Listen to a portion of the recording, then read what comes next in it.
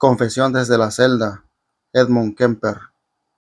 Nunca pensé que llegaría a este punto, sentado en esta celda, con las paredes blancas y el silencio pesado. Empiezo a recordar y a hablar, porque hablar, de alguna manera, es lo único que me queda. No me gusta la idea de arrepentirme, no sé si realmente puedo, pero sí puedo explicar, puedo dejar que alguien vea, aunque sea un poco, cómo funciona mi mente. Recuerdo mi infancia como si estuviera viendo fotos Polaroid, unas borrosas y otras demasiado nítidas. Mi madre, ella siempre estuvo ahí, pero no de la manera que un niño necesita. Era dominante, crítica y fría. Siempre me decía que no valía nada, que iba a ser un desastre. A veces me abrazaba, otras veces me decía que nunca sería suficiente. Y yo escuchaba todo, todo se quedó dentro de mí acumulándose, formando algo que no podía explicar. Cuando era adolescente, ya sentía que algo estaba mal conmigo. No entendía por qué me fascinaba el control, la fuerza, la idea de que alguien podía ser completamente mío, aunque fuera solo por un instante.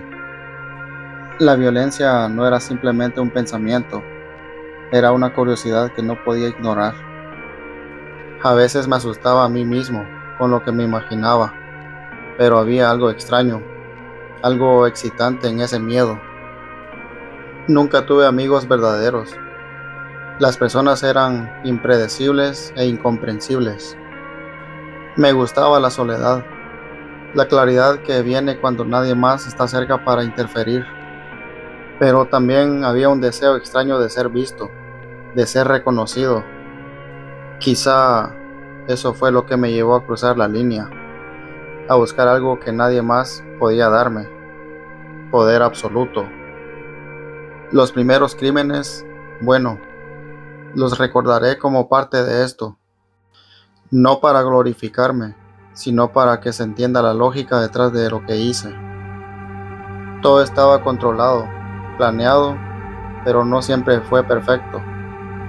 A veces la mente es más rápida que las manos, y otras veces las manos son más rápidas que la conciencia. Nunca fue impulsivo, era calculado. Cada acción, cada decisión formaba parte de un patrón que solo yo podía ver. Me fascinaba la reacción de la gente, cómo el miedo podía controlarlos, cómo un solo movimiento podía decidirlo todo. Era como un juego, pero uno demasiado real, demasiado mortal. Aprendí a estudiar, a observar y a anticipar. El control era lo único que me daba satisfacción, lo demás era irrelevante. Y luego llegó mi madre, siempre presente, siempre crítica, siempre dominante. Su poder sobre mí era absoluto, insoportable. La ira acumulada de años de palabras y gestos fríos se mezcló con algo más profundo y más oscuro. No se trataba solo de rabia, se trataba de lo que yo era, de lo que había llegado a ser y de cómo se enfrentaba a la única persona que parecía invencible en mi vida. Cuando finalmente sucedió, fue un momento de claridad y horror, un momento donde todo el control que había buscado se volvió real, tangible, y después la realización, la conciencia de que había cruzado líneas que nadie debía cruzar. Pero aún así, no hubo arrepentimiento inmediato, solo comprensión, comprensión de lo que mi mente podía concebir y de lo que mi voluntad podía ejecutar. Después de eso, la caída fue inevitable. La policía, la investigación, la prensa, todo me rodeaba, y sin embargo me sentía extraño, casi libre al entregar todo, porque sabía que no podía continuar, que tarde o temprano mi propia mente me traicionaría. Entregarme fue la elección final, el último acto de control que realmente podía ejercer sobre mí mismo.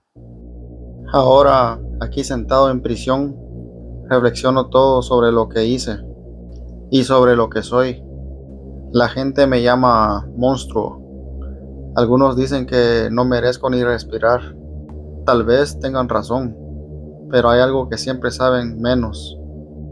Esto no surgió de la nada. Cada palabra cruel, cada abrazo falso, cada mirada que decía no eres suficiente. Todo eso construyó lo que ven ahora. No busco perdón, no busco redención. Solo quiero que alguien entienda, aunque sea un poco, cómo alguien como yo llega a ser lo que es.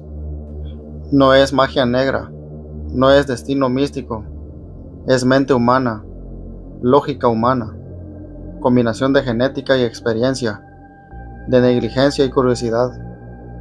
Y si alguna vez piensas que esto está lejos de ti, que nunca podrías imaginarlo, recuerda esto. Nadie se despierta pensando que será un monstruo. Nadie se levanta con la intención de cruzar líneas irremediables, pero algunos lo hacen, y algunos, como yo, no pueden detenerse. Y aquí estoy, con mis pensamientos, mis recuerdos y la fría certeza de lo que hice. No hay arrepentimiento cálido, no hay lágrimas sinceras, solo la claridad de quien entiende su propia oscuridad y la ironía de que, al final, fui yo quien se entregó, quien puso fin a su propio juego. Edmund Emil Kemper III nació en Burbank, California, en 1948. Desde pequeño su vida estuvo marcada por el conflicto familiar. Su madre, Clarnell, era dominante y crítica. Su padre estaba prácticamente ausente. Edmund era un niño extremadamente inteligente, pero su enorme tamaño y su comportamiento inquietante lo hicieron sentir aislado y rechazado. Su primer acto violento ocurrió muy joven. A los 15 años, asesinaría a sus abuelos maternos. Este asesinato lo llevó a ser internado en un reformatorio juvenil, donde fue diagnosticado con tendencias psicopáticas y violencia extrema, pero fue liberado a los 21 años. Una vez fuera, Kemper comenzó su patrón de crímenes que lo haría famoso y aterrador. Su método inicial era aprovechar su enorme tamaño y encanto para ofrecer transporte a mujeres jóvenes que hacían autostop en California.